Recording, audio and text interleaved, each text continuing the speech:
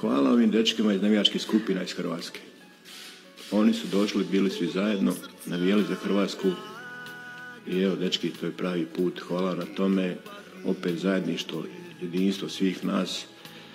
Svako od nas ima svoj klub, navija klub, ali reprezentacija je iznad svega. I to su oni pokazali, evo, dečki, hvala svim navijačkim skupinama iz Hrvatske koji su bili tu i koji su pokazali kako treba u buduće. Molim ih da ostanu zajedno i dalje i da prate ovu reprezentaciju, da je vole i kad gubi i kad dobiva. Ne znam da li je Hrvatska ikad imala ovako navijanje ovoliko broja ljudi.